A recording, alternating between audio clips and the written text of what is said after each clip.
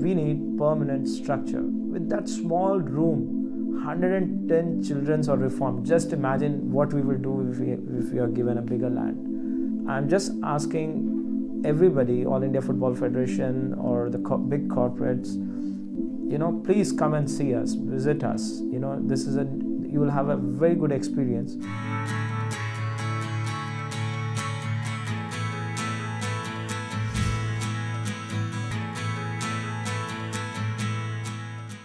All right, so briefly, that last video that I showed you there, that is a thing called My Angels Academy. It's a group of slum kids. You said you've met them.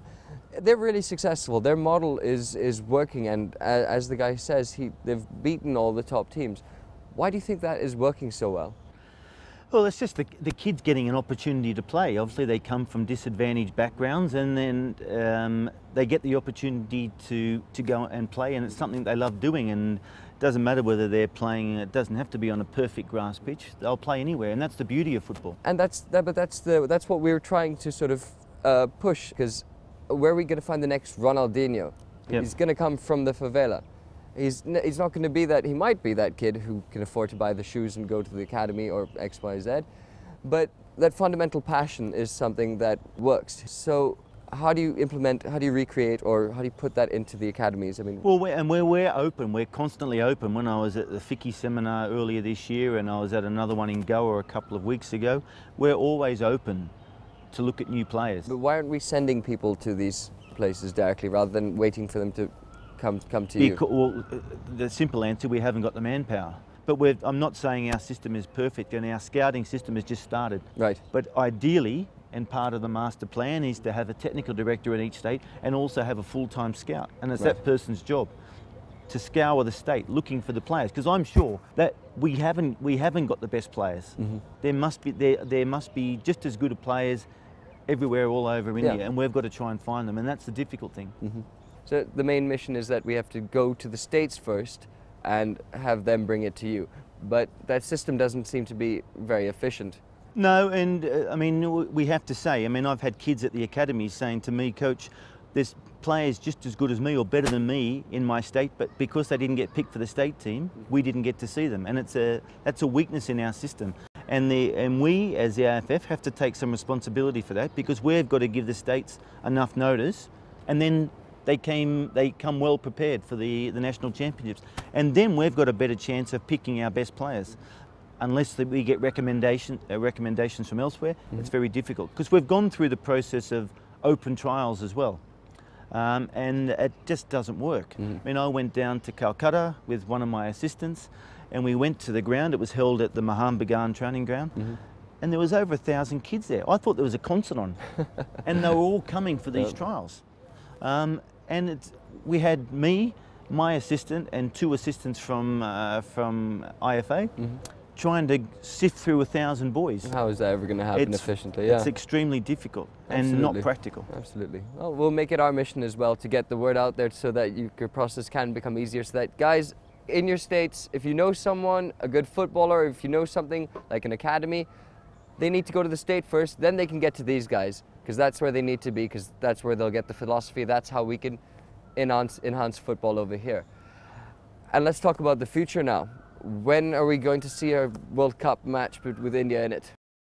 The full World Cup? The World Cup. Yeah, I mean, that's a very difficult question. I mean, part of the plan is it's 2022, which is very optimistic.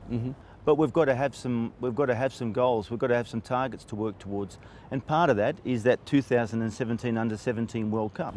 Because if we get that, some of the boys in that 2017 Under-17 World Cup, they'll feature in the 2022. Absolutely. And we've got plans for, as I mentioned a little bit earlier, about the 2000 born boys who are eligible for that Under-17 World Cup, that we will go big.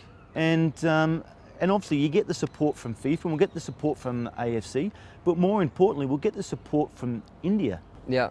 And I mean, everyone tells me how popular football is in India, and amongst the younger generation, it's more popular than cricket. I think that popularity factor is down to mostly people watching it more than playing it. That's the problem, because parents aren't too keen to have their kids go on this, what they think is a really, slippery slope or a dangerous profession. Is it viable? What message do you have to Well, them? I mean, it is viable, and there's no reason why. I understand parents wanting to look their best for their kids, and I want the best for my kids as well. But there's no reason why they can't combine university and football. And there's a career in football now. Some of the, you know as well as I do, the I-League players get paid very well, and there's a future for players in Indian football. But also, they can combine their studies with their football. So Scott, what are your major concerns with football in India? There's quite a few. I mean, one of them is the lack of infrastructure that we've got. Good playing fields for the kids to play on, which is important, particularly when you're learning technique. That's the future for India. Because of the monsoon seasons, we need more artificial turf pitches. Another big concern for us has been the age cheating, where we've had players 2 years ago at the national championships. We thought we'd selected 120 boys, and 90 odd of them were overage. Imagine. So there's our whole scouting system gone, our selection system gone. We'd wasted time, we'd spent a lot of money, and it's a big problem in India. And I know it's a long-term thing because I know in some states they don't have registered. It's not compulsory to register the births. So sometimes, last year in Kalyani, we had kids turning up who had birth certificates issued the week before. And obviously there's concerns about that. So the age cheating is a big problem because the last thing we want, if we do get the Under-17 World Cup, is to field an overage player. I mean, that would be just a disaster. So we've got and full credit to the AFF, and is that they're doing everything they can, which is, it's very difficult, but doing everything they can to ensure that every player that is in the academy is of the right age, and we're very strict on that. We're not, and it's not about winning at this stage, and that's one of the biggest problems. That's why some of the coaches field these overage players, because they want to win. And it's not about winning at a young age; it's about developing the players. I mean, Africa have the same problem, where they, at a national age group levels, they always do well. But when it comes to the full team, they don't do as well because everyone catches up. So the age verification is a very big problem in India. We're doing everything we can to try and solve it, but it's going to take some time as well.